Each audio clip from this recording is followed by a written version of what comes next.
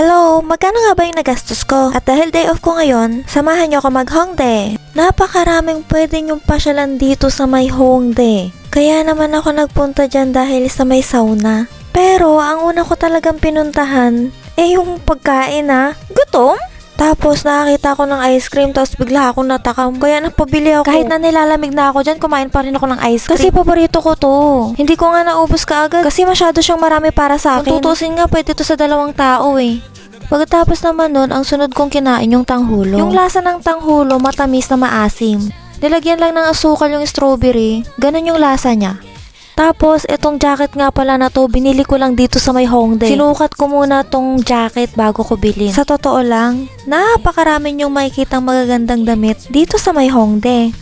Marami kayong makikitang mga murang mga damit dito sa may Hongdae. Kaya napapabili rin ako. Kung pupunta kayo sa Korea, imbes na bumili kayo ng jacket dyan sa may Pilipinas, dito na lang kayo bumili sa Korea. Kasi marami kayong makikita dito na mura na tapos quality pa.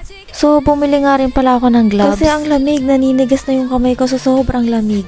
Isa rin pala sa paborito kong tambayan ay yung coffee shop. Minsan, nag-order ako ng hot choco, tea, or coffee. Tapos, minsan, nag-aaral din ako dito. Tapos, kung ano-ano pa. At syempre, kumain din ako nito, no? Tapos, nag-order din pala ako ng soju kasi mainit siya sa katawan. Para sa akin, yung soju, tamang-tama siya sa malamig na panahon. At saka, mabilis din ako makakatulog nito. Kasi naman, pagkatapos ko kumain dito, pupunta na ako kaagad niyan sa may sauna. Binigyan nga pala nila ako ng libreng pot bingsu. Nilalamig na ako dyan, kaya kinuha ko yung jacket ko tapos sinuot ko. Nilamig kasi ako dito sa pot bingsu na kinakain ko. Pagkatapos ko kumain, pumunta na ako sa may sauna. Sa 12,000 won, pwede ka na mag-stay ng 8 hours dito sa may sauna. Bibigyan ka nila ng towel, damit na susuotin mo pagkatapos mo mag-shower. Ito yung locker kung saan nyo ilalagay yung gamit nyo. Tapos, bibigyan din nila kayo ng susi na may number. So, dyan yung sauna. So, bumili rin pala ako neto.